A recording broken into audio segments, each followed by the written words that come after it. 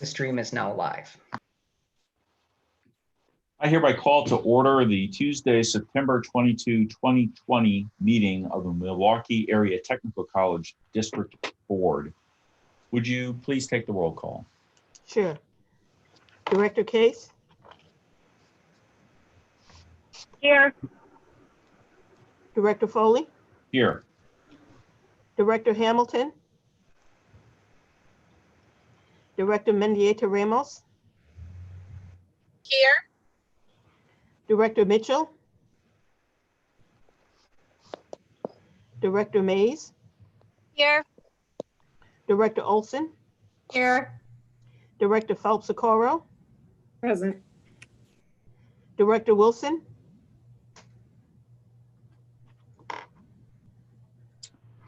All right, we have Director Hamilton?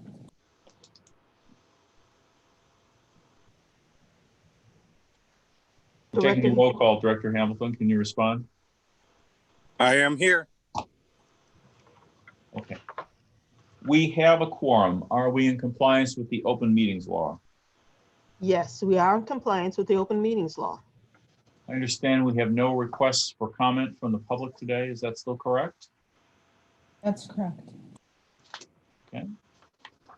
Then the first item on our agenda is approval of minutes for the regular board meeting of August 25, 2020, and the special board meeting task force on minority participation from September 15, 2020.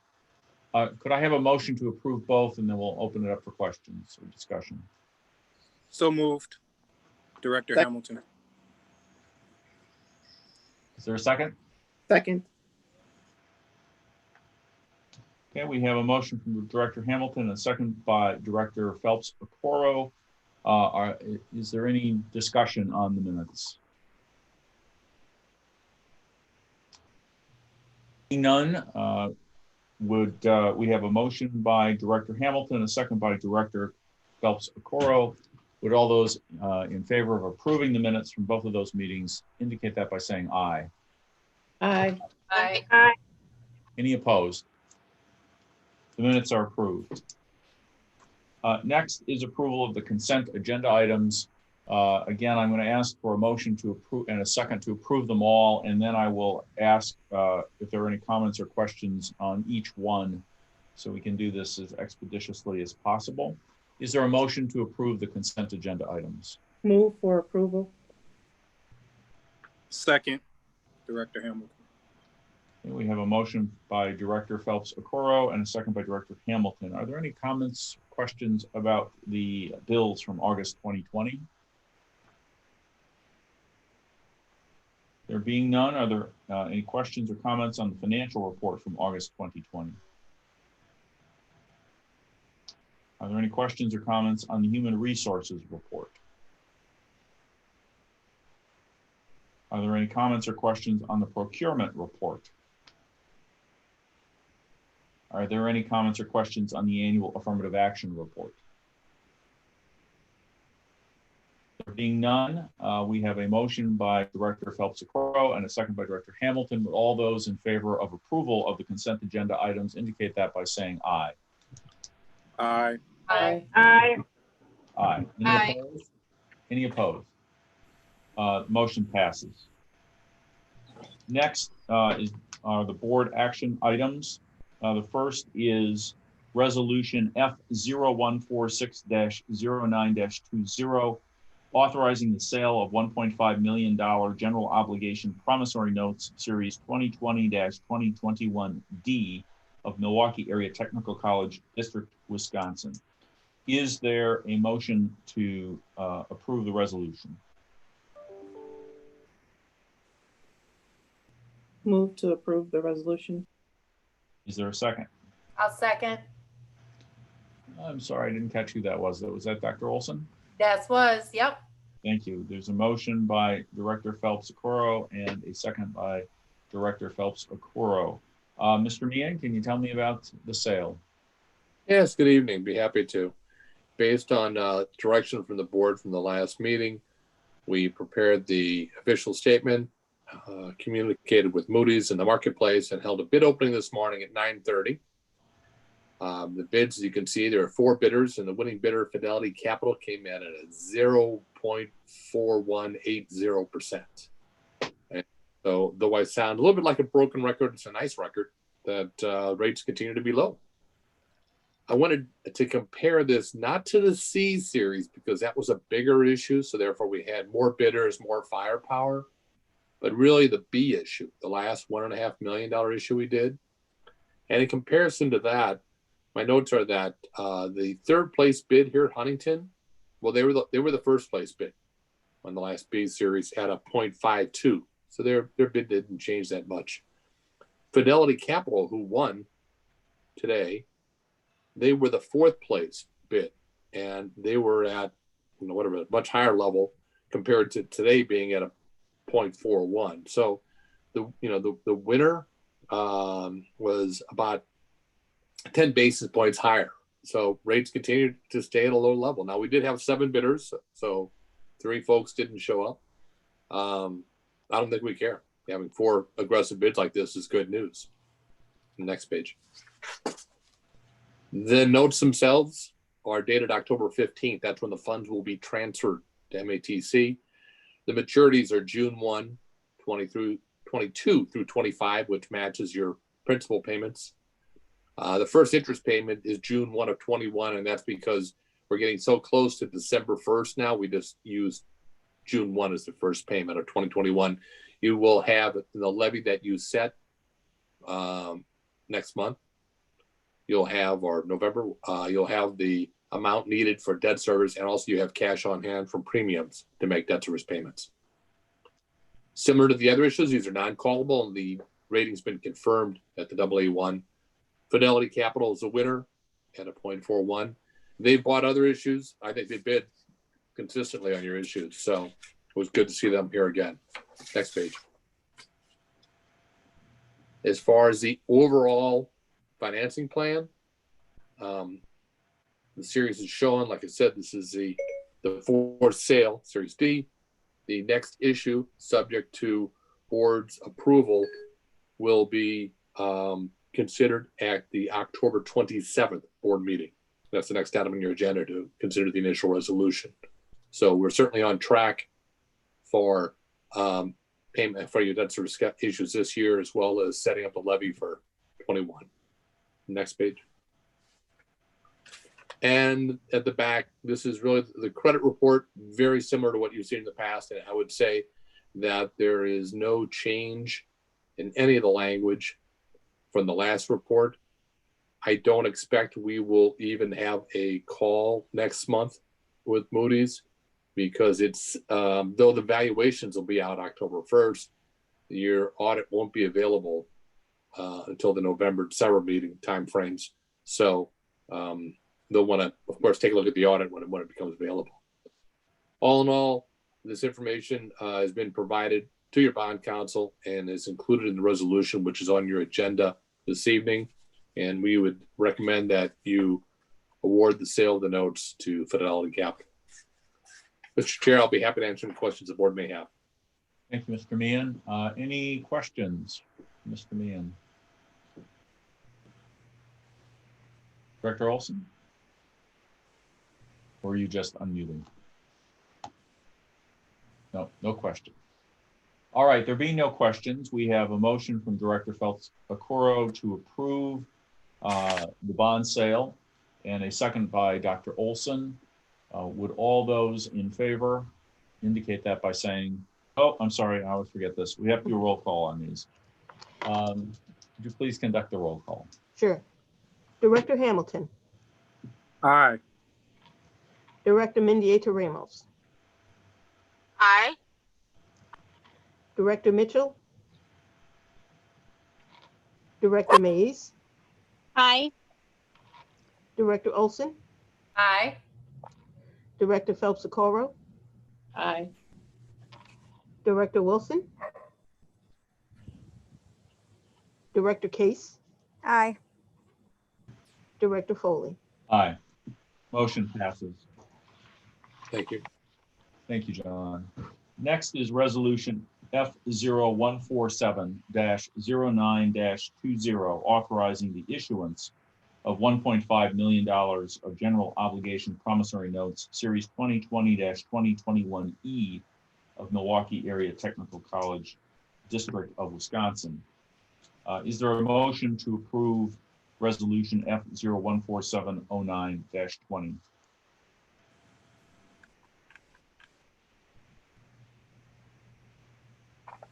So moved. I heard Director Hamilton make the motion. Is there a second? I'll second. Thank you, Dr. Olson. We have a motion and a second. Is there any discussion about this resolution? Questions? Okay, we have a motion by Director Hamilton and a second by Director Olson. Would you please take the roll? Director Mendieta Ramos, I'm sorry, Mr. Chair. Aye. I was talking before the roll. I didn't realize I didn't have my mute off. Okay, so you have a question or comment? Go ahead. Yeah, I had a question. What I wanted to do, Mr. Chair, is just kind of have if we could have a conversation just about the impact of COVID on our bond ratings and our ability to kind of maintain our credit rating in the environment of COVID, and how we're dealing with this, and if we're seeing any negative effects on these.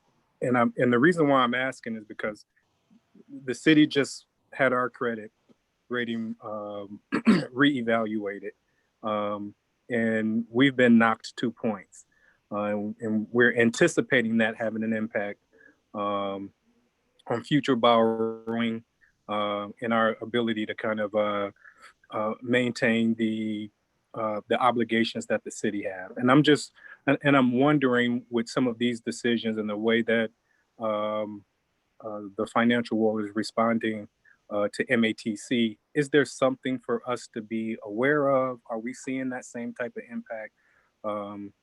Or have we been insulated because of other financial decisions? Mr. I'll be Mayor, happy to address that if you'd like me to. please. Thank you. Director Hamilton, great question. And in the case of MATC, and I'll just read right off what the rating agency has said. And that is, and this pertains only to you, the coronavirus crisis is not a key driver for this rating action. We do not see any material immediate credit risk for MATC. However, the situation surrounding the virus is rapidly evolving. The long-term impact will depend on severity and duration of the crisis, et cetera. And if our view changes, we'll let you know. So it's a two-part. The first part is no, it has no effect on your rating. It has, there's no issues. The second is they always say, but we're going to continue to watch. I know they'll see you monthly, so they'll continue to watch things. What I would say to you, and I think you put it very well, Director Hamilton, is the steps that has been taken by MATC over that you have put yourself in a strong position to meet any challenges that the virus may cause as far as the rating goes. That's good to hear. And hopefully as they continue to watch, we stay in that strong position. So thanks for that. Thanks, sir. That is, though, of course, John, why you mentioned that the audit won't be ready yet, and the state's decisions on budgetary adjustments because of the consequences of the pandemic, et cetera, are not yet available to the rating agency. Isn't that right? So That's right. It's a great question, but it may be a little premature in terms of knowing whether something is likely to happen. Okay. But we will all be diligent going forward and report to the administration of the board as anything should arise. All right, thank you. Any other questions or comments related to this resolution? In case anybody's on mute, going once, going twice. Done.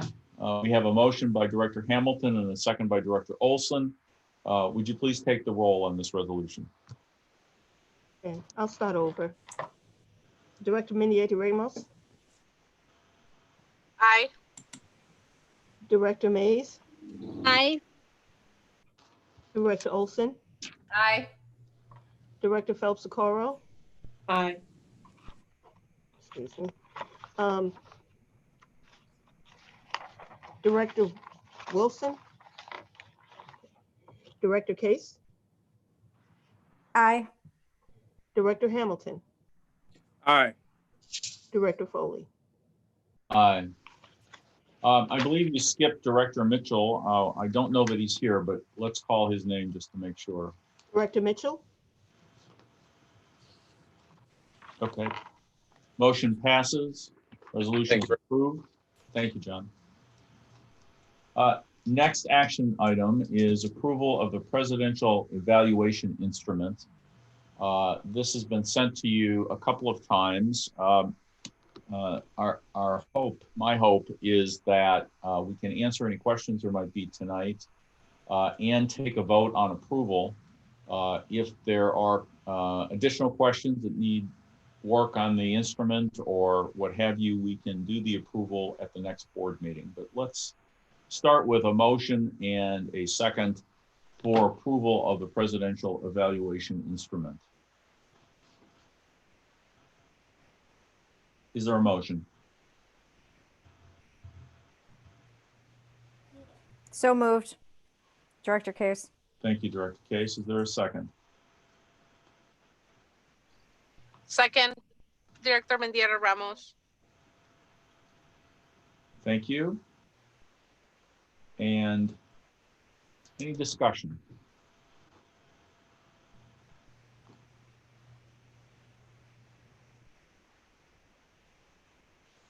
I don't see anyone waving a hand, electronic or otherwise. Again, in case somebody's trying to speak while they're still on mute and don't realize it, going once, going twice. No questions or comments. I take it that means we're prepared to vote on adoption of the instrument. We have a motion by Director Case and a second by Director Mendieta Ramos. We don't need a roll call on this one. With all those in favor of approval of the presidential evaluation instrument indicate so by saying aye.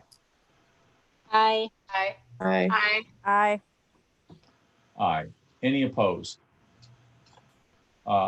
Motion passes. Instrument is approved. Next are reports. And beginning with the chairman's report, Director Phelps Socorro chaired a board task force on minority participation held via Zoom on September 15. It was attended by most of the board members as well. But Director Phelps Socorro, would you like to give us a quick report on the meeting? Yes. So last week, Tuesday, we received very detailed and well put together information regarding the procurement procedures on minority participation. We went over the state guidelines for statute 6215, where it says lowest responsible bidder. We're going to dive a little bit deeper into what that definition actually means, as well as take a look at what other agencies are doing in order to establish the lowest responsible bidder. And we also talked about looking at race neutral requirements as opposed to, so right now we have goals as opposed to requirements. for participation, and then what that might look like for race neutral requirements. In addition to that, we also, that's for the construction piece. And then for procurement, take a look at different ways to connect with other community organizations in regards to looking for vendors for procurements and reaching those goals as well. And then we're going to get a little bit more information on what that open and fair to everyone means. Because right now the WTCS states that encourage to patronize a hub business and that competition be open and free competition. So just a little bit more definitions on what we can and cannot do and how we want to proceed. So we'll be having a meeting in about 4 weeks to further discuss those definitions. Thank you. Since there were so many board members present at the subcommittee task force meeting, does anyone else want to make a comment about the meeting? Or does anyone have any questions?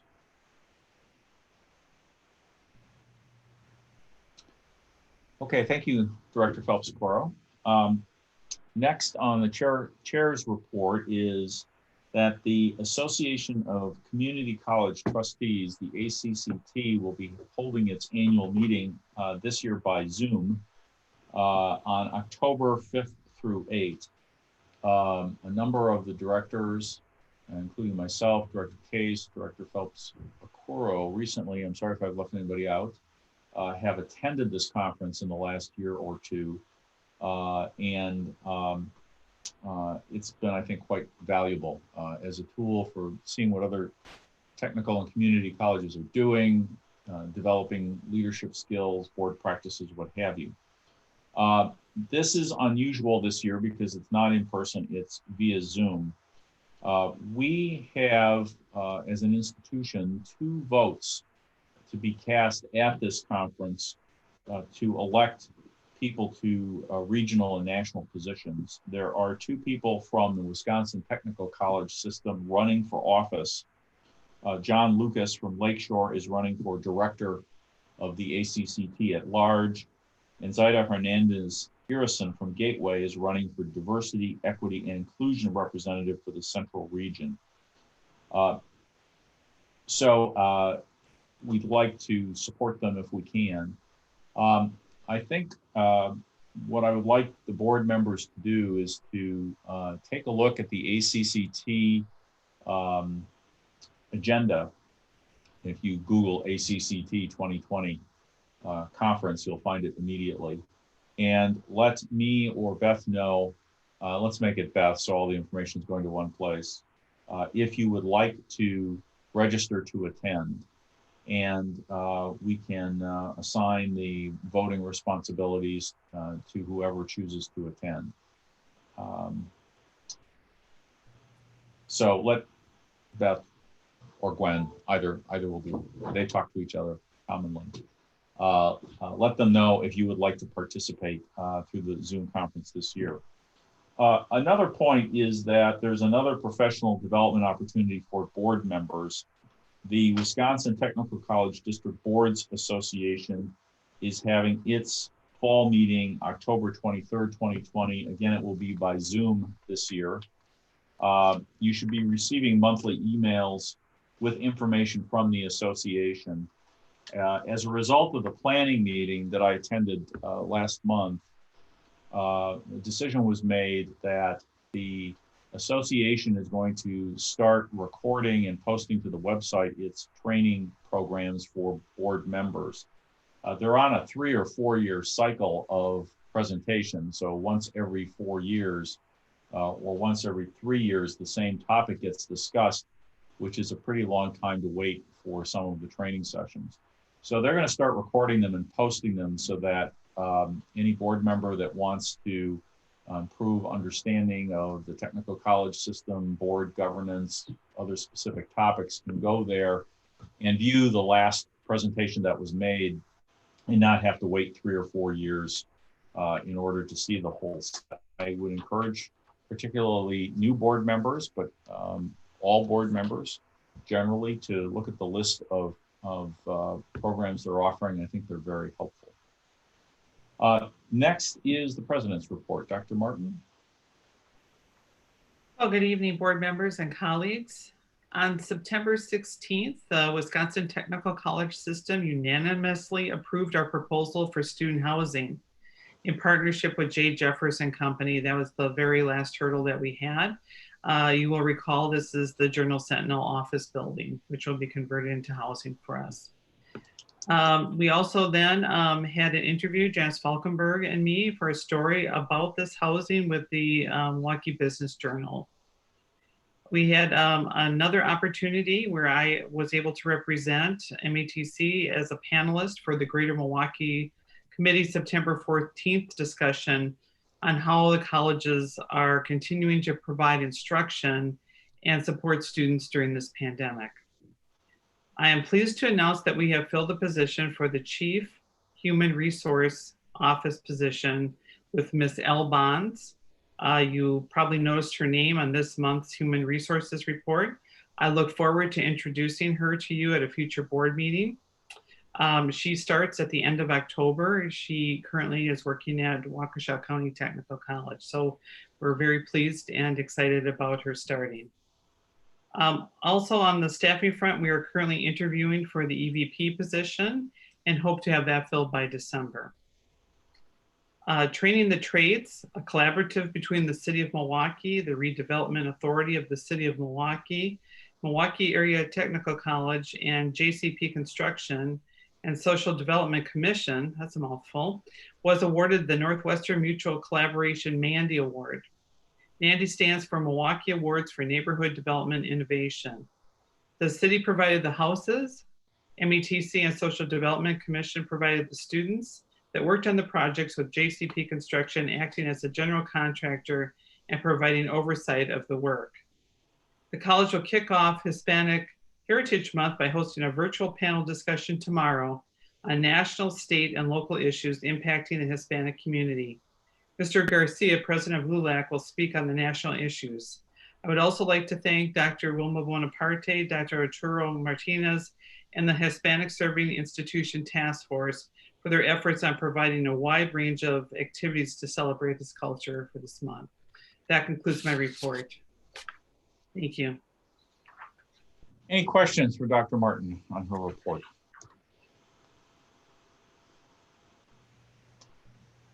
Got a quiet group here tonight. Thank you, Dr. Martin.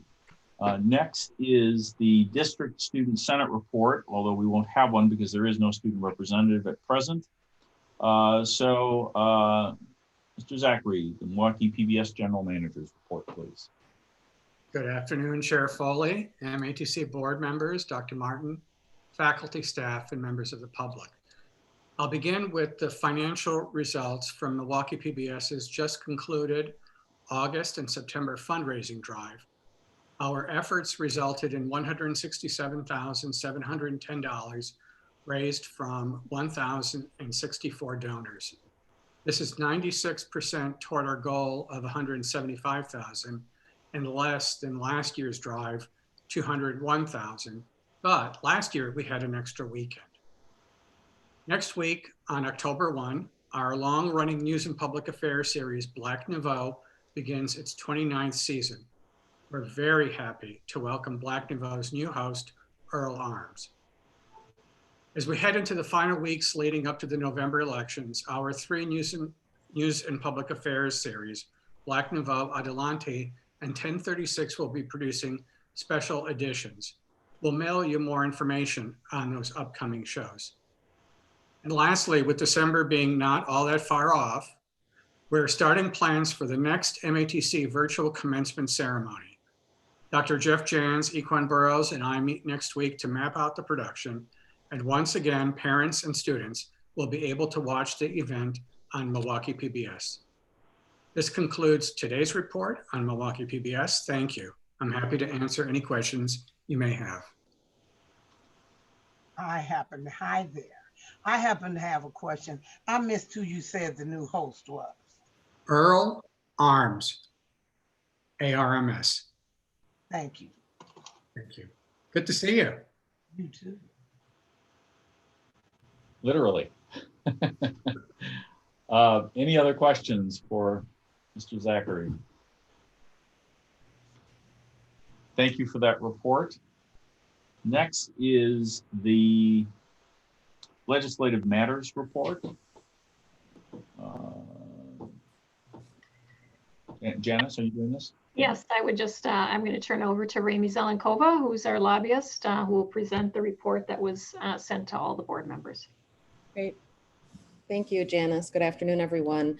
My report is also short this evening. Two quick things following last month's board report. The state legislature still remains adjourned.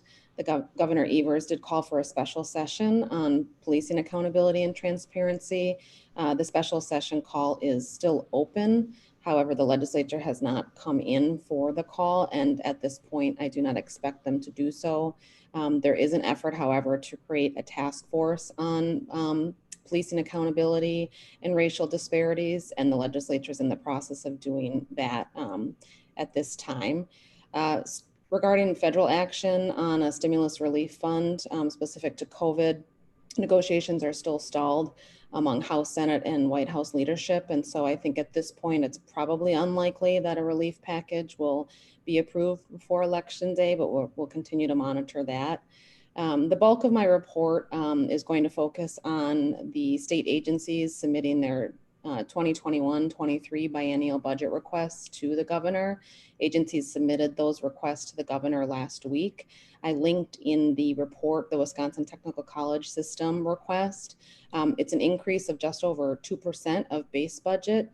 And the bulk of that increase is going to be earmarked for a new initiative they are calling Rebuilding the Economy, Expanding Opportunity.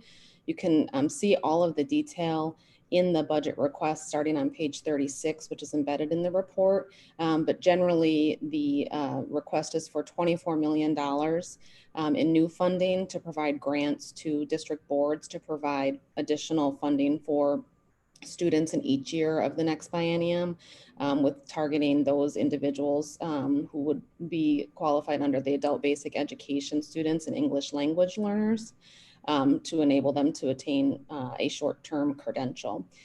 So that is the bulk of the technical college systems request.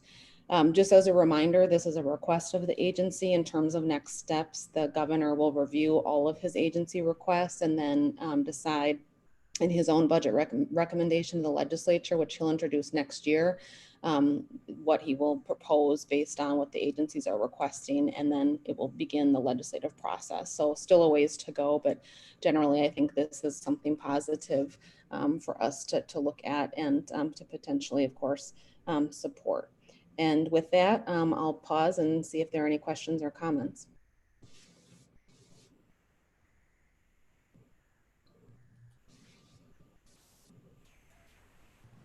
There being none, thank you, Rami.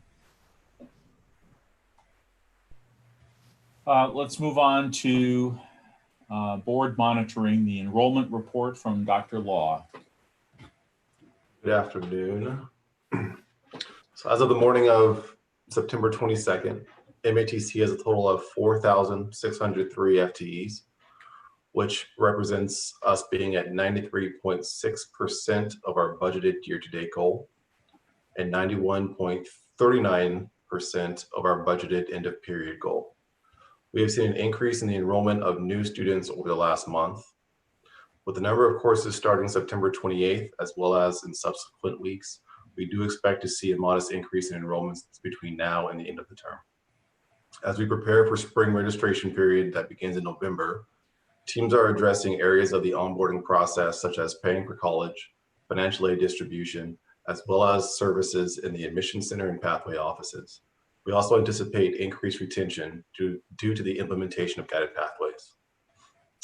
Finally, as MATC prepares for spring, while we will still deliver traditional 16-week courses, more focus has been given to 12-week as well as 8-week courses.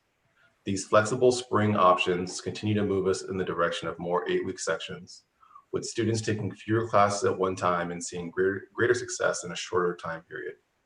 Students will also be able to complete 2 courses in a sequence over the course of a traditional semester if they opt for the 8-week courses, ultimately reducing time to degree, according to one of our research partners at EAB. This is of vital importance to so many of our students, especially adult students who are often balancing family responsibilities, work, and college. Finally, more 8-week sections also puts us on stronger competitive footing with other local, public, private, and for-profit institutions at a time when enrollment is critically important. And I'll open it up for any questions there may be. Questions for Dr. Law? I have a question. We're currently we're at 93.6. Where do you see us? Where do you anticipate us being for FTEs by the end of the semester?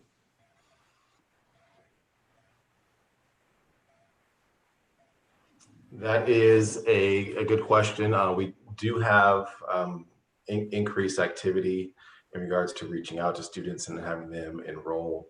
I anticipate it's hard to ballpark it right now. If I'm pressed for a number, am I being pressed for a number? Not really pressed for a number. I'm just trying to see, because you said out of our budgeted, which we reduced the amount based upon current times. And so I was just trying to see if you think there might be like an uptick, like getting us to our budgeted number. Right. At this time, closing that gap while teams are working very hard to reach that fall target. We do anticipate greater spring enrollment, especially as our financial aid team looks at moving away from a historical MATC practice and moving towards being able to distribute aid to students throughout, over the course of the spring term. So while we do anticipate fall coming in a little bit short, we are anticipating a more robust spring. Dr. Martin, go ahead. Yes, and I just would like to say that even with COVID, that was the pattern last year, that we did make up the difference in the spring semester. So we're hopeful that as things hopefully improve with more testing and vaccines possibly in the spring, we may see an increase. And we're certainly pulling together every strategy we can think of to do that. So we're hoping to have a repeat, hopefully, of last year. Thank you. Any other questions?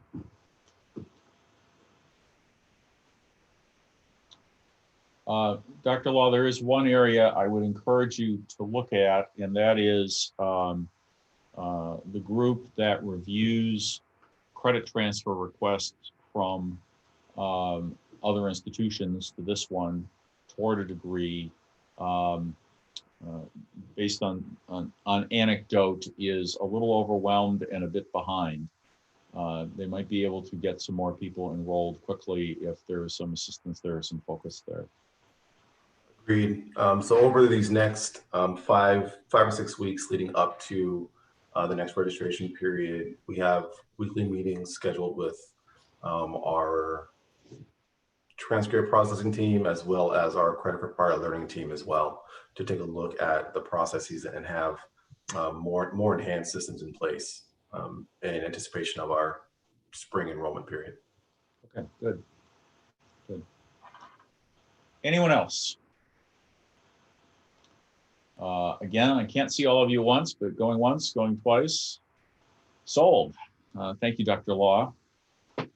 Next is the Pathways presentation, which was distributed. I believe Dr. Dakwar is not going to present the material because of the advanced distribution, but I want to ask if you have any questions. Well, first, Dr. Dakwar, do you have anything you want to add to the materials that were distributed?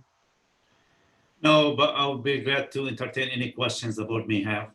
That was going to be my next question. Does anyone have any questions? Yes. Are the trainings that the instructors are doing, are they online? I mean, on Zoom or whatever we calling this these days. Yeah, Director Wilson, for the most part, they are, but we do give a lot of flexible options too. I mean, we have other, options available, but, they're dominantly online.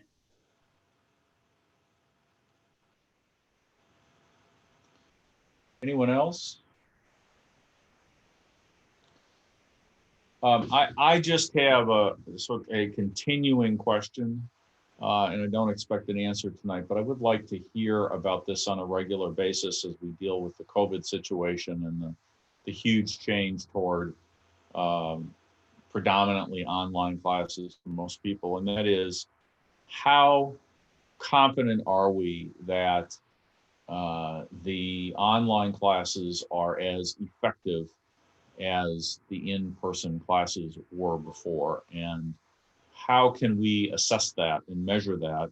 And to the extent that they aren't as effective or not as effective as we would like them to be, even if that's better than the in-person classes were before, what are we doing to help individual instructors, be they part-time or full-time, to be the best they can be as online instructors? What best practices are we teaching?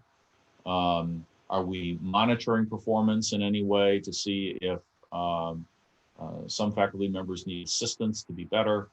What are we doing in that regard? And that's a question that applies no matter which particular pathway we're talking about, obviously. But parents say on media all the time, oh gosh, this at-home teaching is not helping my kid.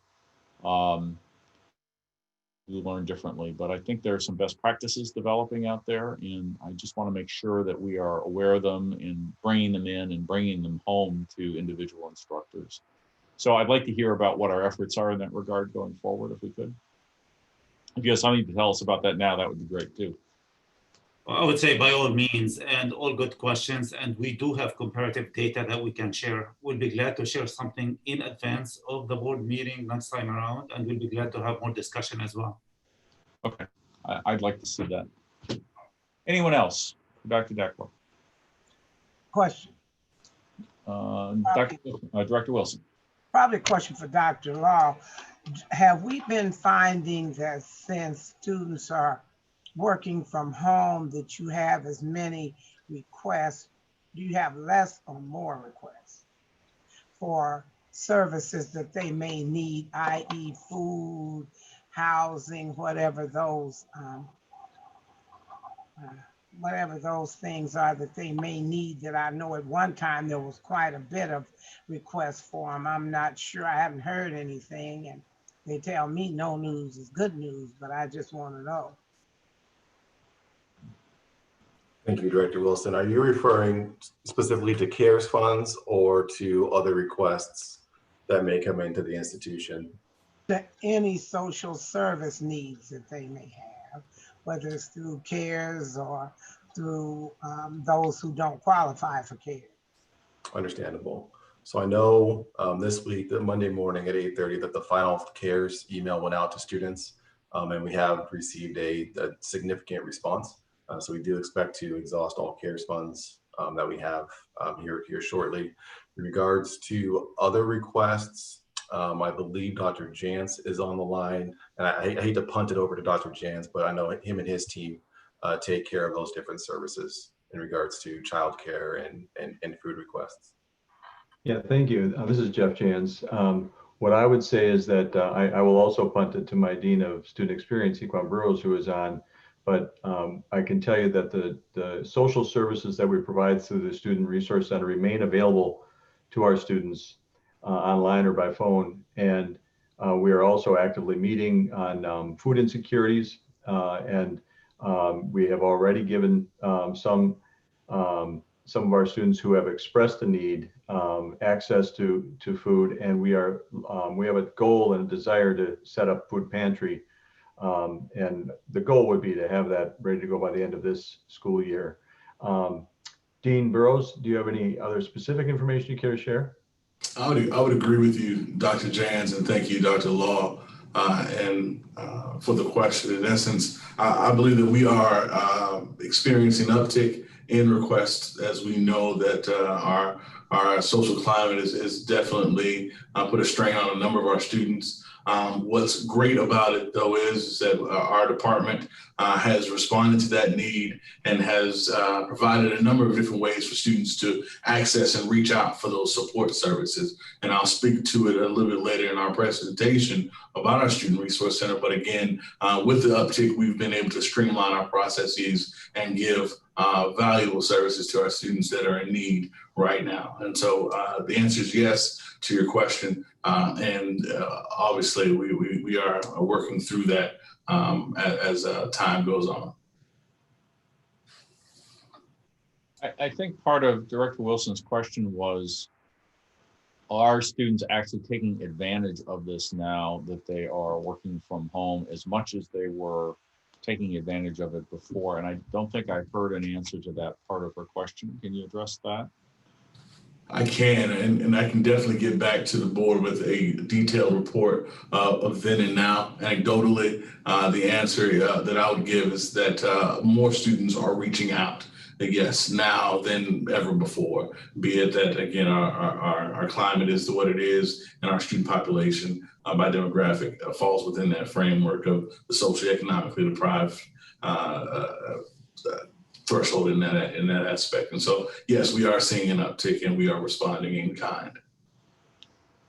There's a similar question, and I'm not sure which of you now should address this, so I'll let you figure it out. And that is part of the transformation to the guided pathways formula was the intention to make sure that basically every student was actually getting career and pathway counseling at the beginning of each semester. Are we succeeding at that? Are all of our students touching base with a counselor? Are all of our new students at least touching base with a counselor at the beginning? Or what kind of coverage are we getting? Well, I'll speak to that. Just for the nomenclature's sake, we've got a lot of terms, a lot of titles: counselor, navigator, advisor, coach. In this case, each student connects with an academic advisor if they designated a pathway. If not, we refer them to career coaches. But yes, we're connecting with each student, and through the course of this year, we'll be increasing the numbers of advisors. But the pathways are just underway in their entirety, and we're streamlining regularly to ensure that we've got connections with our students. And then the retention coaches, who are also part of the pathways, are kind of geared up to catch them if they fall. And if we've got information and feedback about concerns about students, the retention coaches will reach out to them and provide them with resources that they might need. Okay, so, but that's about the structure, not about the use of it. How are we doing on actual use? Each student does receive academic advising, and that gets them to the point of being registered. And then soon coming up, they'll be reaching out a second time to set up their curriculum for second semester. Okay, so that's every student.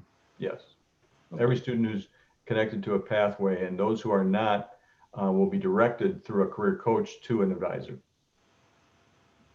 Okay. Any other questions, comments, etc. from the board? Again, I'm not seeing or hearing anything in case you're on mute. 3, 2, 1. I think we're done. Let's go on to the gavel, Let's go on to the next one. Thank you, all of you.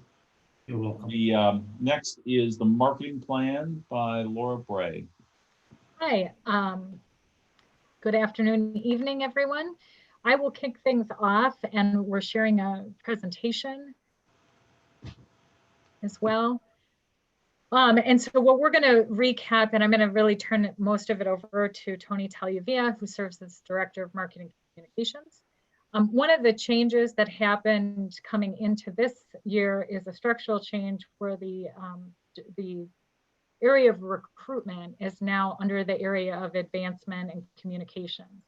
And within the new structure with underguided pathways with Enter, Stay, and Learn.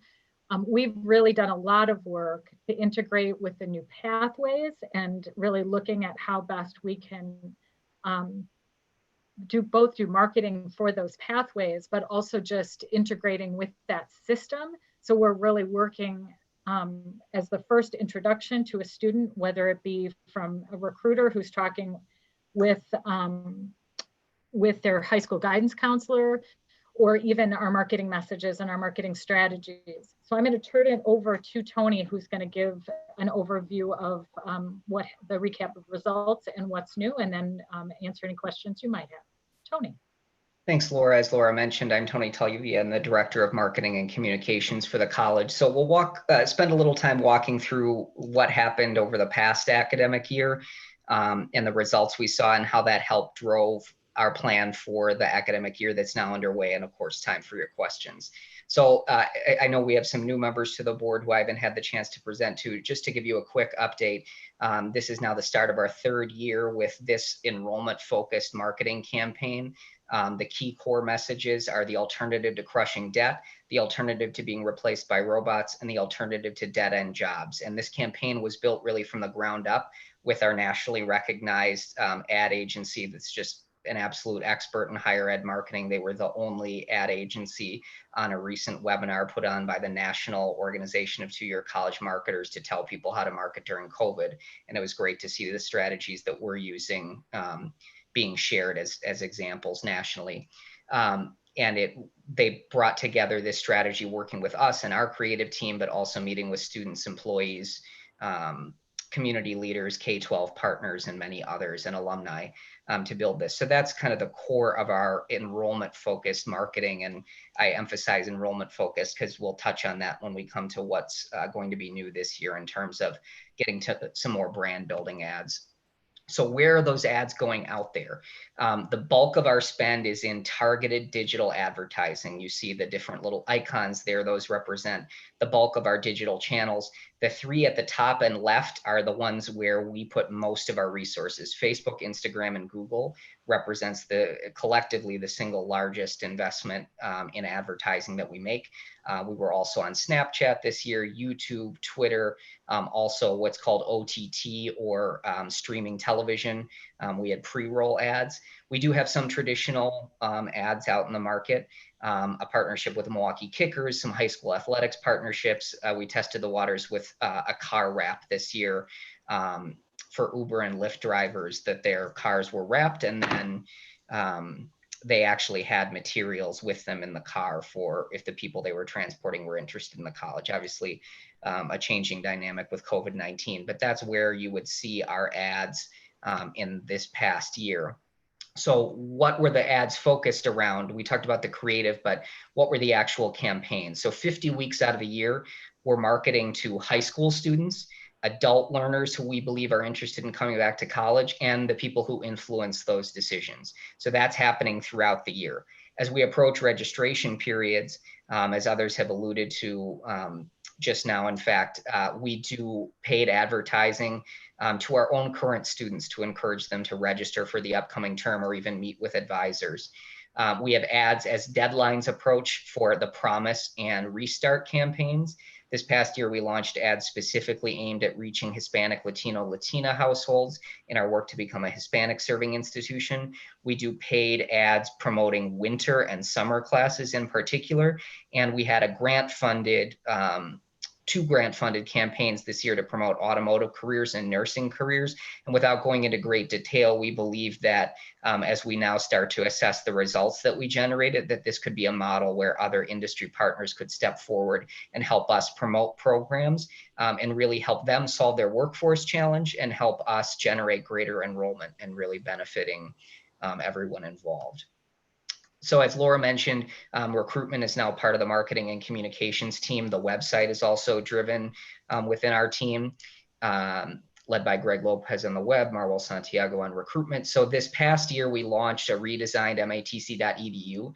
We renewed and increased our focus on lead generation. People have heard me explain, we don't want to push people to the checkout digitally once they expressed interest. We want them to explore what we have to offer. And so when people engage with our ads, the first thing we're asking, rather than to fill out a whole application, is to just give us some basic contact information, and a recruiter is following up generally within 1 business day.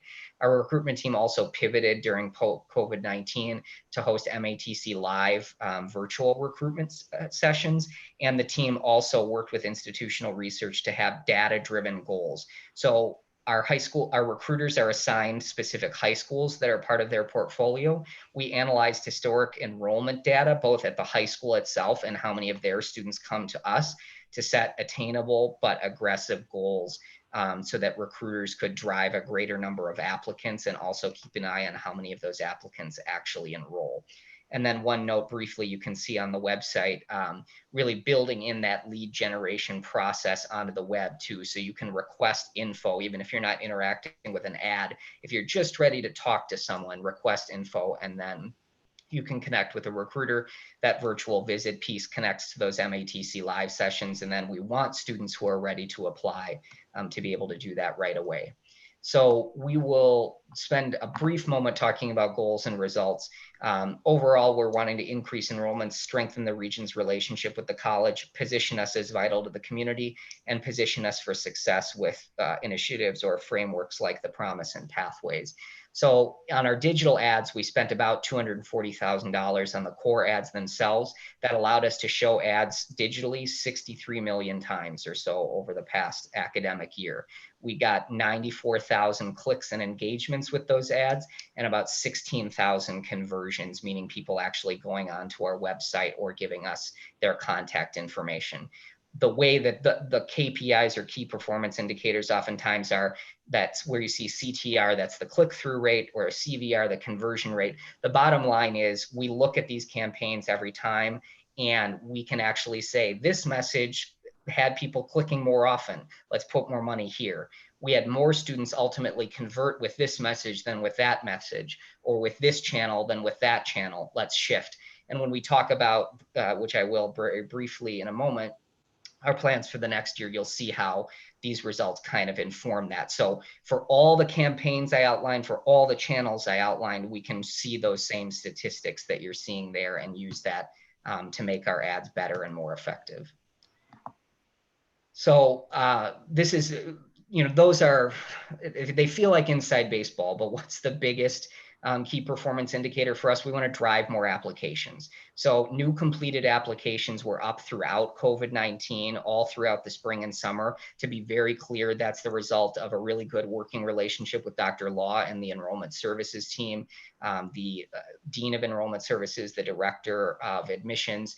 That's the result of our advertising, our recruitment, and the admissions team helping get students across the goal line. So up year to year all throughout COVID-19. At this point in the fall semester, we've actually seen more new applications completed than we did the entire semester last year and the year before. So we had about 5,200 completed applications last year and the previous year. Now we're already at about 5,400. So that's what we're really hoping to ultimately drive. And we also do help drive the registrations and actual enrollment, and I'll touch on that in a moment. So how are we changing for 2020, 2021?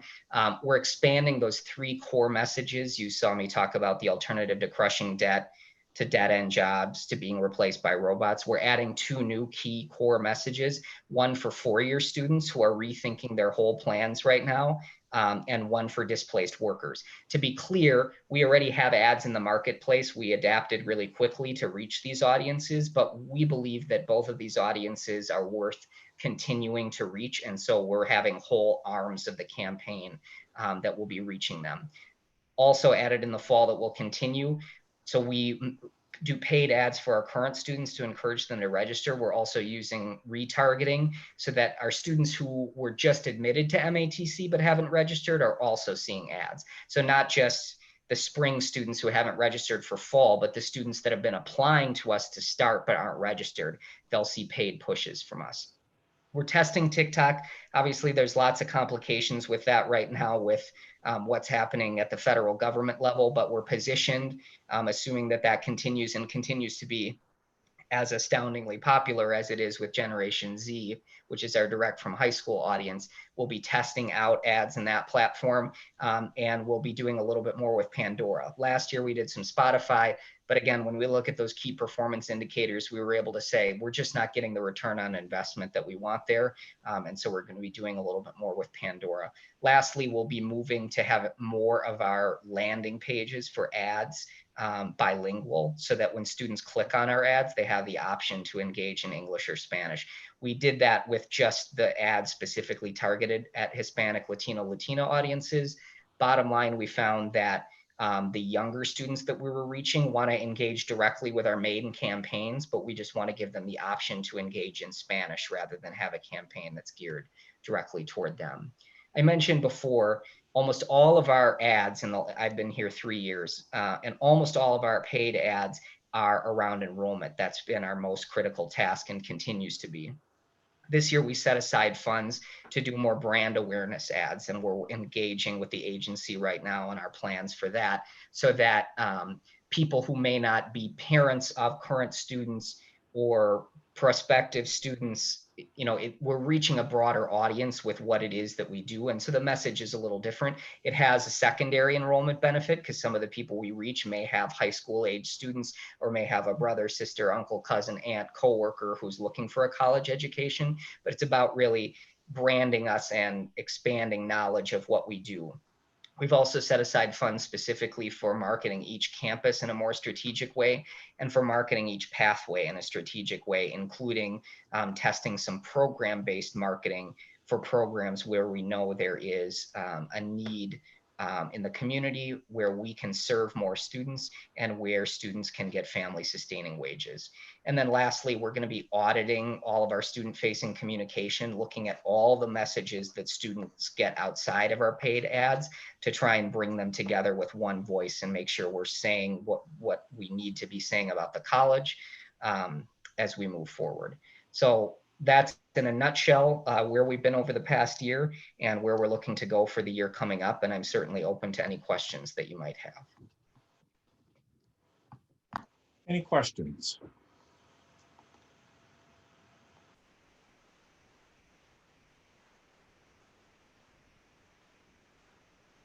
I don't have a question, but once you get TikTok down, we'll have all the students in the world. Very popular with middle and high school audiences right now. So we want to see if we can use that to our benefit. Yeah, I think the reorientation of the advertising is really significant over the last 3 years, and hopefully, well, we are seeing some results on the application side. Hopefully, we'll see it on the FTE side soon. Thank you, Tony. That was really informative. Let's see. Next, Laura, do you have anything additional to say about the marketing plan, or do you want to move on? No, I think we can move on. One of the things that I know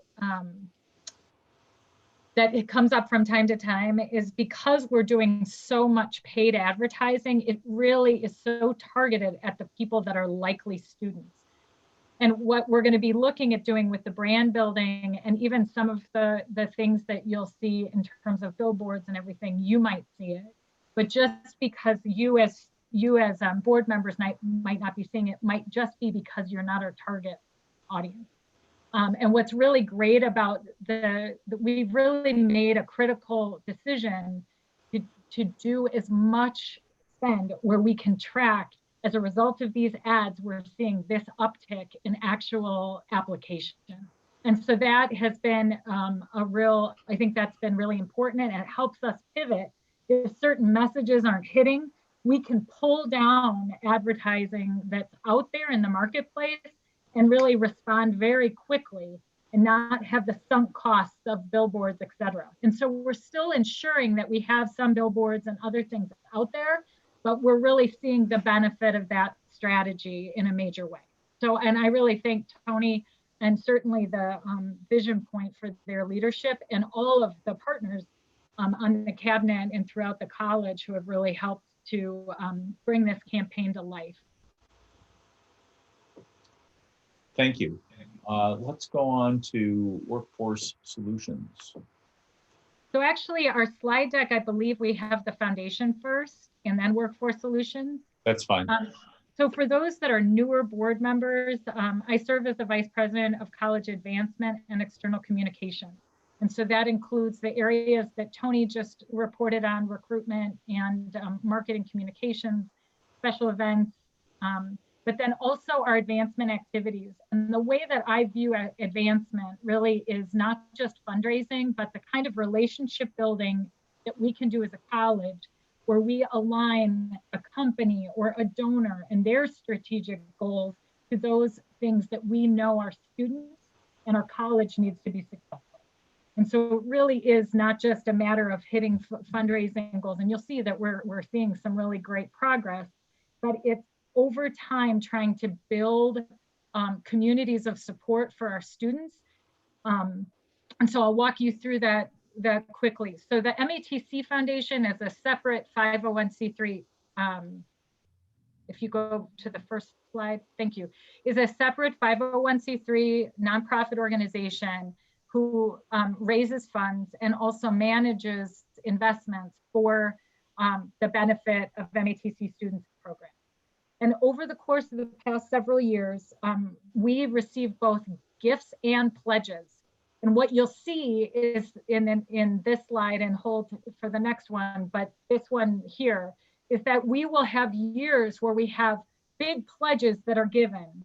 And that was the case in the fiscal year 17, where we had two major gifts, one from Tom Hervis and Old World Industries, which was in that year, I believe, $1.5 million roughly. And then we also received a $2.3 million gift from the United Healthcare Foundation. And the way that it occurs is that we need to book the gifts in the year that the pledge was made, even if we have both spending or even payment over time. So you'll often see a lag of when the college actually receives the funding, depending on where the spending occurs. What you set through Dr. Martin's goals is an annual goal of how much we're raising. And last year we exceeded that goal. I believe our total goal was 1.8 million. We were able to reach 2.45 million, which is fantastic. And this was because of two reasons. One is that we got some major gifts. We have a matching gift situation where every gift that's given to the automotive program is matched dollar for dollar. And then also we have a new initiative that we're calling Job Up Milwaukee, which is an initiative to bring more cooperative education to MATC and to students. But we also had year over year individual people who might have given $1,000 last year and chose to give $2,500 this year. And so we're really proud of that work. And so this year's goal is 2.5 million. Next slide. The piece that you really see the benefit that comes both in the budget, but also directly to students is two things. One is the program investment that's made. So this is where the college actually build the foundation to say, from the funds that you've been able to raise, we have spent it and we're going to seek reimbursement. And you'll see that over the last several years, it went from roughly 200,000 to last year, it was $2 million foundation invested in program investment into work that's being done at the college. Next slide. And over that same period, this shows you the scholarships that were done and also the emergency grants. So this is funds that we raise, but then, and in some cases, it's funding that we are working in partnership with the college through the FCC Trust, where we then are putting it into scholarships, Thomas scholarships and other scholarships. Next slide. And this just gives you a 10-year over the course of time of where the foundation has been in terms of fundraising, just to give you some context over a 10-year period. Next slide. So good news so far this fiscal year to date. Our goal is 2.5 million, and I am excited to tell you that we are 63% funds raised, and that is 193% over at this time last year. So we have had a really good first quarter. And the picture that you see is one of our continuing investors, Janice Marcus, who feels very connected to MATC and its mission. Her mother is a graduate. This is a Zoom call that she had with one of her scholarship recipients. So I'm still trying to hold donor meetings in the midst of needing to do Zoom calls over in person. If you go to the next slide. So the strategies we're trying to have for growth and impact are really to both align to the strategic plan that all of us work so hard on, but also to just grow the number of annual donors and ensure that those donors that are re-upping and retained, that they explore the possibility of increasing their gift. We want to grow the major gifts. And Monica Wallach, who is the development director, is available for questions, but I want to honor one of the gifts that she was able to do, where we had an alumnus who gave about $1,000, I believe, several years ago, and she's worked with that alumnus who now just committed $215,000. And so it really is those individuals who might just have some connection to the college, that over time, in growing in relationship with them, understanding what they're trying to achieve in their philanthropy, and really aligning it to the needs of our students. It takes time and effort, but in a major gift strategy, that's how you do it. The other thing we're working on is changing the actual structure of the board of the foundation, where foundation members actually have term limits. So we just try to grow the number of people that over time serve on the foundation board. And so we've done a lot of work in terms of nominating and other work, and then just working with the marketing communications to do storytelling on the impact of the scholarships and the impact of the investment into the students. I guess should I hold there, Chairman Foley, and see if anybody has questions for myself and Monica? Yes, let's see if there are any questions about this part of your report, and then we'll go on to the next one. Anyone have a question, comment, concern? I am not seeing or hearing any. So why don't we move on to the annual Workforce Solutions report. Great, and I'll segue into that. In both Workforce Solutions and at the foundation, we have really increased our corporate conversations and corporate partnership potential. And I didn't specifically mention that, but we have several potential investments that we're working through that we're hoping to report to you on in later meetings. For Workforce Solutions, for people that are new to the board, this is the arm of the college that is our customized training arm. Lisa Reed is the director of that area and is available if you have specific questions. So we have two areas where we will go and have customized training solutions. One is when we're working with high schools, we actually do a training contract where faculty are deployed into dual enrollment, but in high school situations, but then also into businesses who really have like a cohort even within their own company that they're trying to upskill on a number of different things. And it could be for a couple of classes, couple of hours, or it could be a full curriculum that we're really giving to them. This gives you a snapshot of the contract signed and the revenue, the contracts that have been booked over the course of the last several years. And you can see it's around $1 million that we've been consistently at.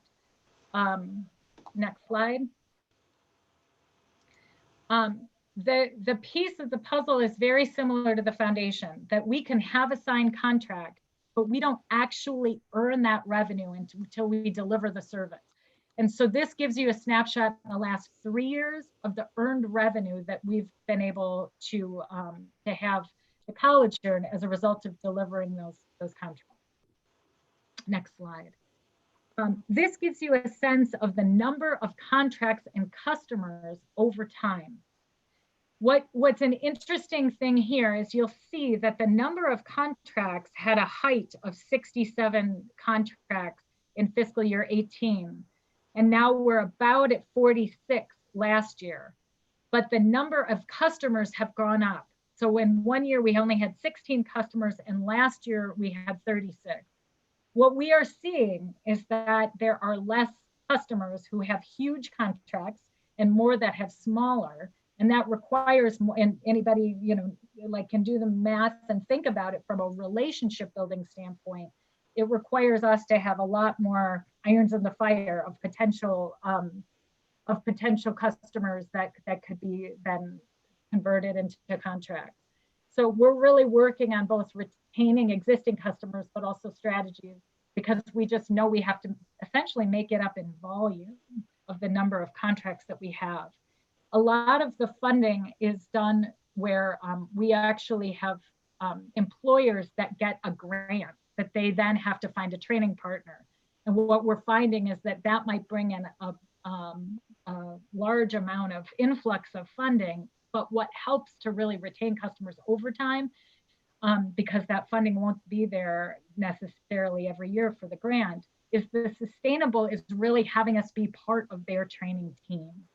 So we both have to look at those large grants that give opportunities, but also just having those $10,000, $15,000, $30,000 contracts really are important for the long term. The other thing that I highlight here is we've started to track the number of classes that we actually deliver through Workforce Solutions. So last year it was 130 classes that were delivered. And so that means just the coordination of getting 130 classes, ensuring that there's faculty that are delivering those classes a little bit, in some cases, some that have never taught in a Workforce Solutions training kind of format before, and giving them the proper support in order for them to be successful. Next slide. So the results this year, fiscal year to date, we're on pace roughly of where we were last year. So we ended up finishing the year just over 1 million. And so we feel like we're pacing well. We're 45% to our goal. And quite honestly, that we're pacing at this pace in the midst of the pandemic, I think is pretty good because a lot of our customers have chosen not to re-up or have put things on hold. And so in a non-COVID year, I think it may be that, like as we're trying to develop more relationships,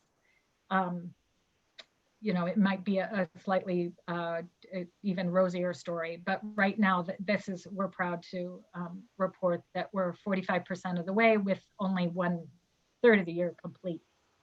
Next slide. So the strategies for growth and impact here is that we're trying to streamline some courses. So we get a lot of frequently requested courses, and we'd really like to be able to have a couple of more off-the-shelf deliveries of curriculum. And so we're partnering with Dr. Dakwar and with to really figure out how best to do that. We're also looking at the faculty assignment process and figuring out ways to streamline that so that we can quickly deploy faculty. We're also looking at customer acquisition and retention. And like I said before, we're working on maintaining those repeat customers, looking at new business growth. We've had a really big growth in the number of high school contracts. So we're working closely with Jonathan Feld on strategically looking at that growth. And then we're also looking at the grant funded opportunities. And then finally, we're looking at new partnerships. We have several new partnerships. And if you want to go to the next one, I'll just highlight one. We had a really great intersection between the foundation and from Workforce Solutions where we were brought forward an idea called the Uniquely Abled Project. And it's a pilot or a model that was done in California with several California community colleges where they looked at the skills that someone who's a CNC operator has and really looked at those that were on the autism spectrum, especially those that are high functioning on the autism spectrum, and found that there was a really great alignment with the unique abilities of someone who's on the spectrum and those things that are required to be a CNC machinist. And so we actually are partnering with that organization to bring the first uniquely abled academy outside of that California into Milwaukee.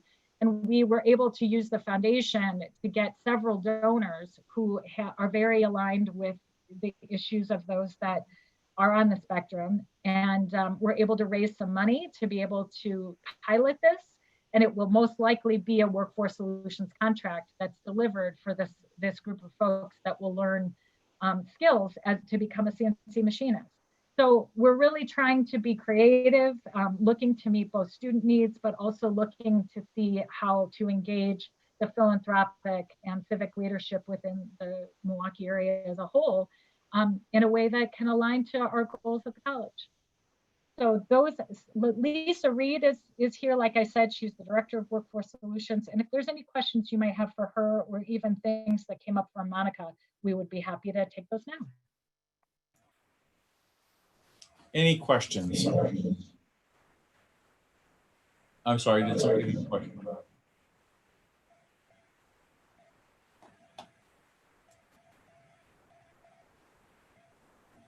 Okay, I'm not seeing any. I guess that's it. Thank you, Laura. That was very informative. And thank you. Congratulations on the great results.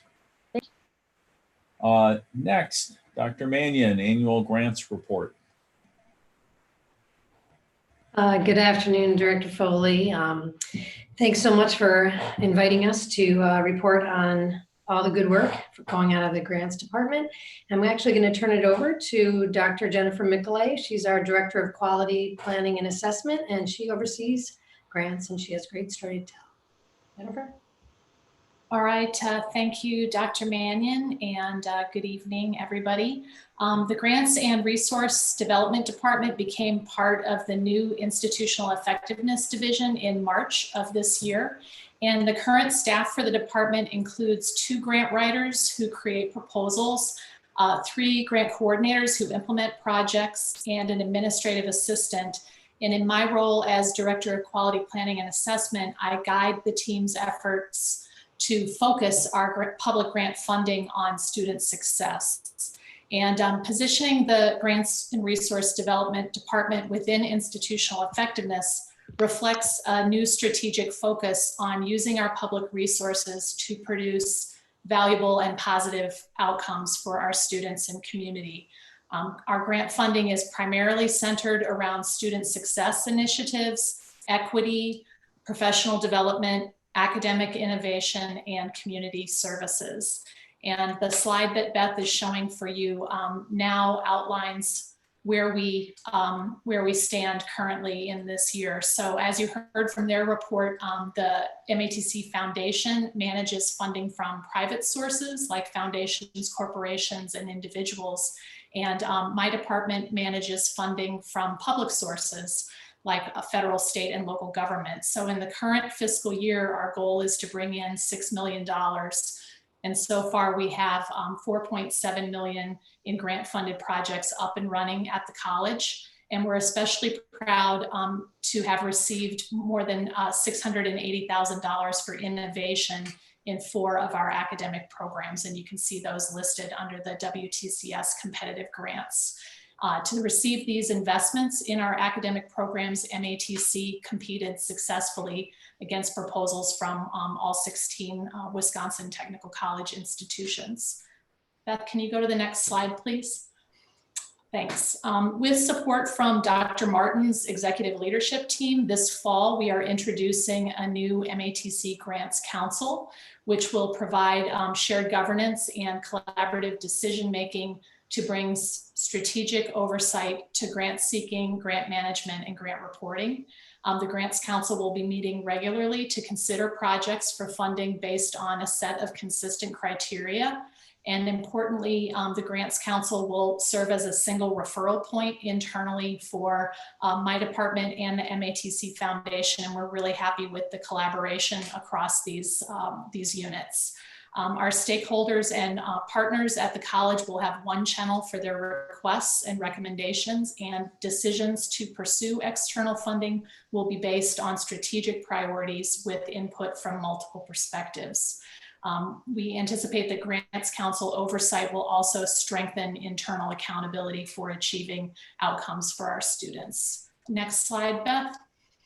Thanks. The last update that I wanted to share with you in this quick report is about the funding that MATC received via federal legislation for pandemic relief. Our federal CARES Act allocation was $8.5 million, and the legislation required that we devote 50% to emergency assistance for students to help them with housing, transportation, healthcare, and food.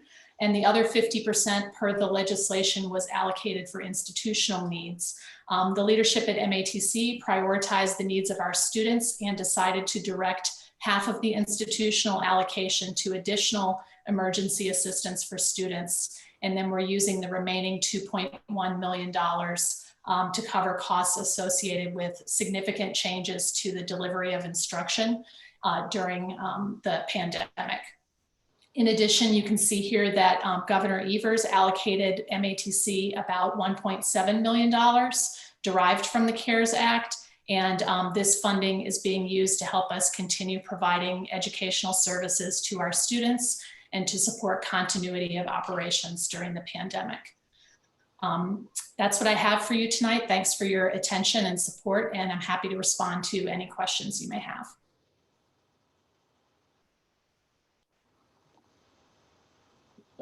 I want to make sure I understand this. So the goal for the year is 6 million, and you basically have $14 million now?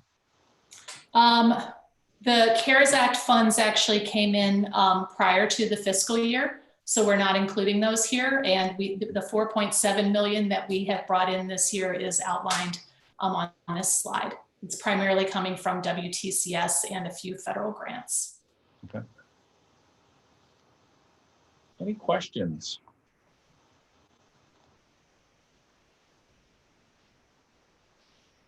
Seeing none, thank you very much. You're welcome. Thank you. Laura, do you have anything else you want to add?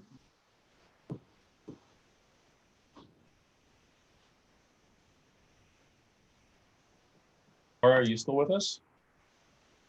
Nope, but Christine is now the vice president over grants. Oh, I'm sorry. It's totally fine.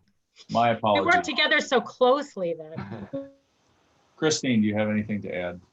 No, I just want to thank Dr. Mikulay for providing us the great oversight and also the leadership with the new Grants Council. I think it's a very exciting endeavor to integrate and use criteria to make sure that we're allocating the funds to where we need them. So in a more strategic way. So thank you very much. Thank you.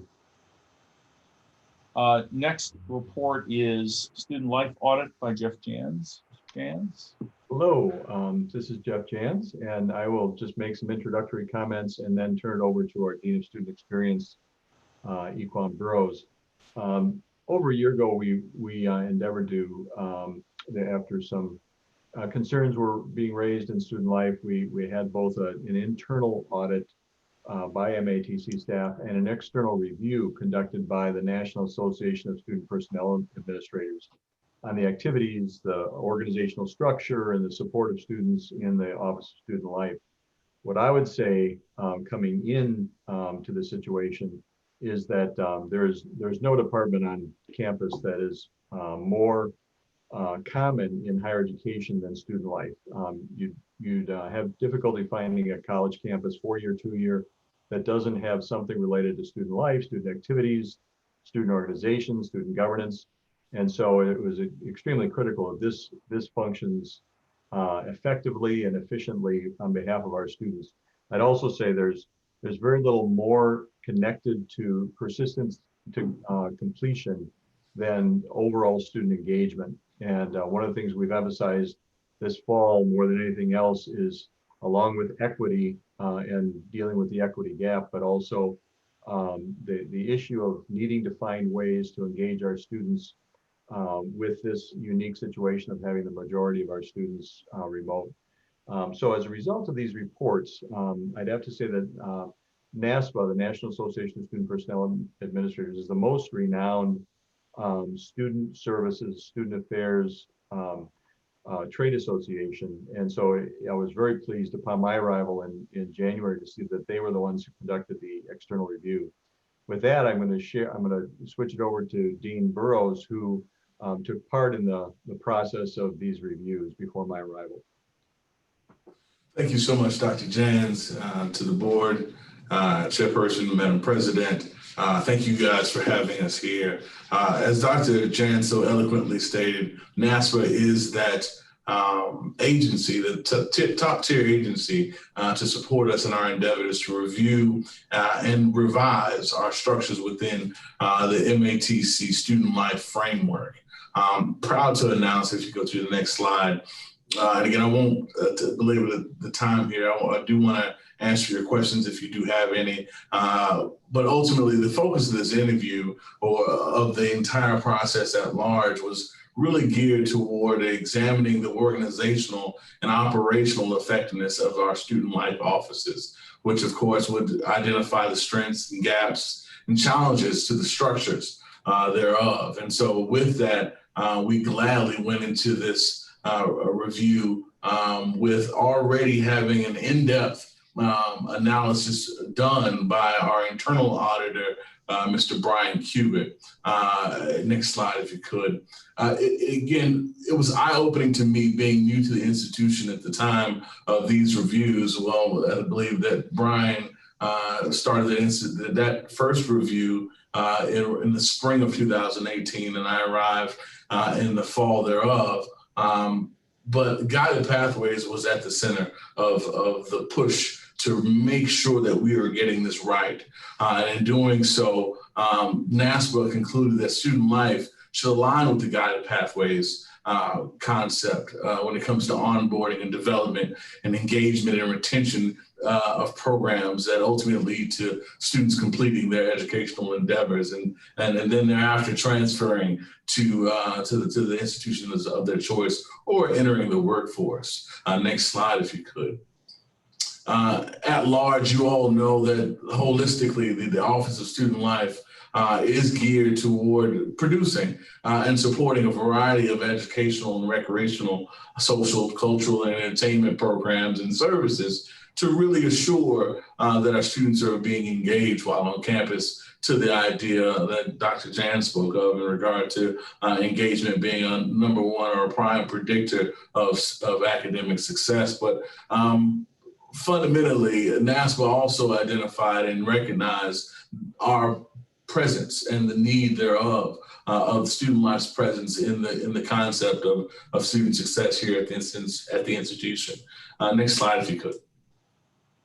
And so we're going to jump straight into roughly 2 slides worth of recommendations. And first, NASPA, again, with the meat that was delivered from Brian Cubitt's report, was able to do some preliminary work and then was able to come in and really analyze and assess our department from a number of different spaces.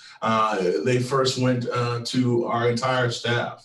And then they went to our student population, had focus groups with them, and ultimately rendered said recommendations, holistically defining the clarity of the roles and the functions of the department.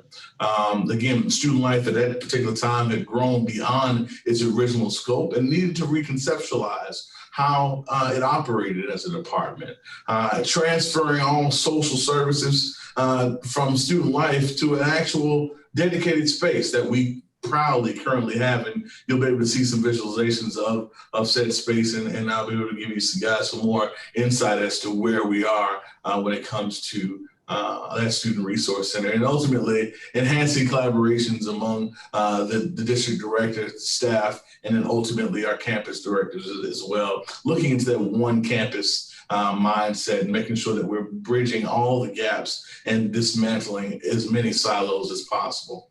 With that as well, modifying the student conduct operations. At one point, student life was seen as judge, jury, and executioner. And at the first time of my hire, that was separated, and there should be assured that there was a space that all adjudication of student conduct issues were handled in the proper manner. And thus, the NASPA also sided with that idea in their review and understood that that was best practice in order to assure that we were doing. And again, through that all, we elevated and reinforced the role of our behavioral intervention team, which again specializes and brings a number of stakeholders and leads from across the campus to one space to analyze support structures for students that may be suffering and or dealing with a disciplinary infraction. Then thereafter, planning and operations, which is key to the framework of continuing to move forward and to move through, which I'm proud to say that we have built, developed, and now are implementing the structures that have been recommended by the NASPA Association. But again, developing that 3 to 5 year strategic plan, we were in the first year of developing at the time of our review, and that has therefore after been completed. Strengthen the transparency communication. And again, we're going to speak to some of those things when we look into our campus labs framework, but there is an ongoing opportunity for students to engage with the Department of Student Life outside the frame of just an engagement opportunity, more town hall-y, and again, a more of a focus group type offering.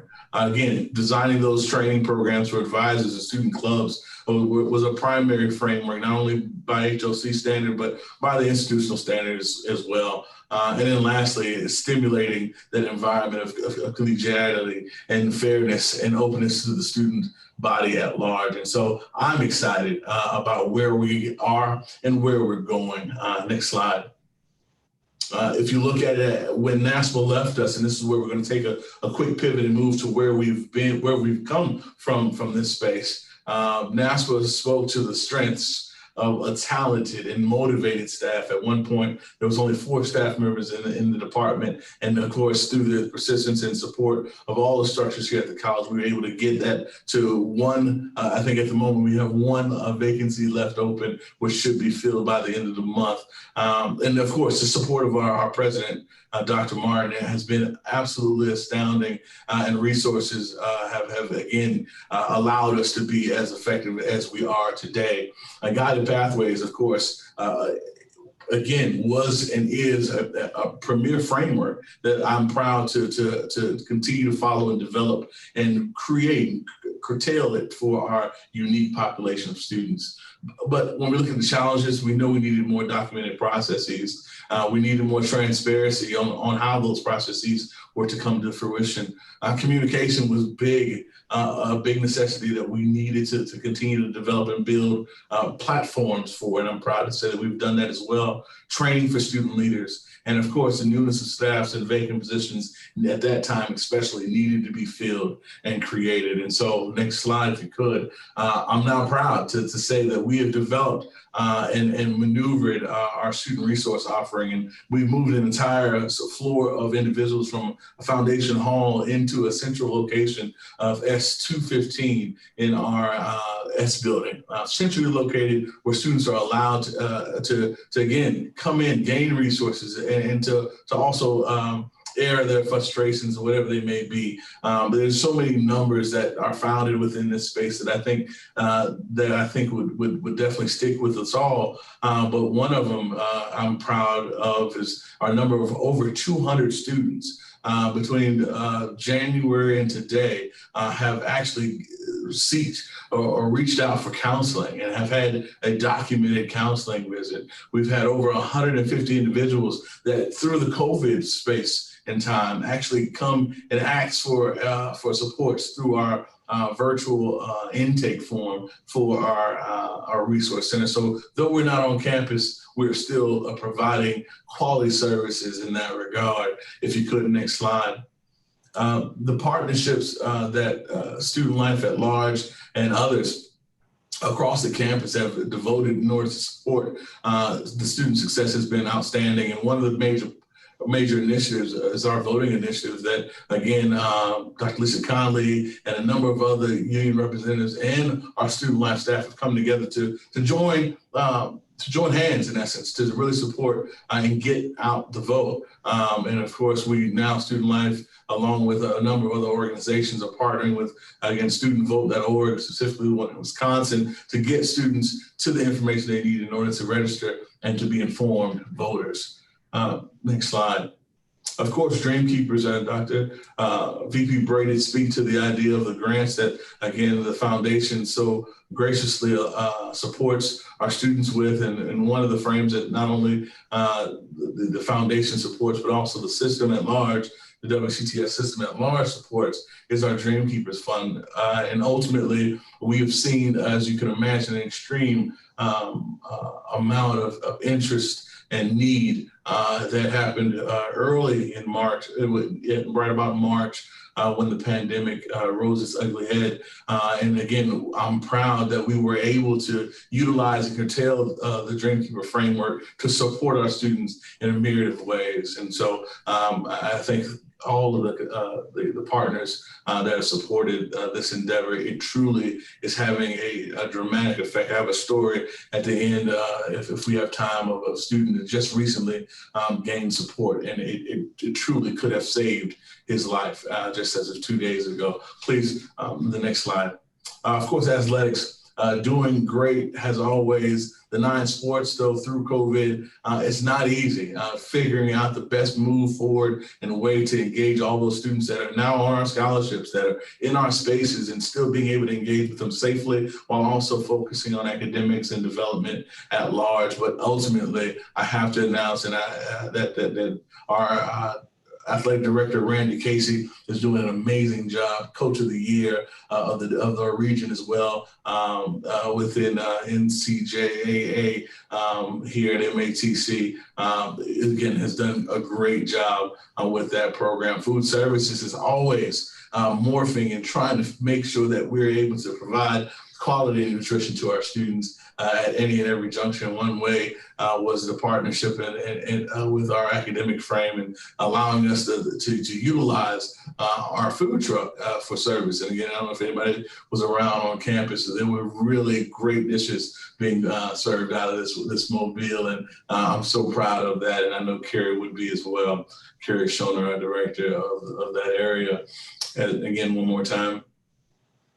Our bookstore has been the unsung heroes to a certain extent about exactly everything that's happened from the time of this pandemic. They volunteered and supported our students to no end. And to the left, you'll see a picture of our bookstore staff actually taking in or receiving roughly 1,500 Chromebooks initially. I believe 1,300 on the front side of last semester, to be distributed to our students via FedEx packages. And if you look to your right, our staff was doing in-between runs to the actual to FedEx offices to get those devices out to students. And again, it literally had no end to their level of support and effort in really assuring that our students have what they need in order to succeed.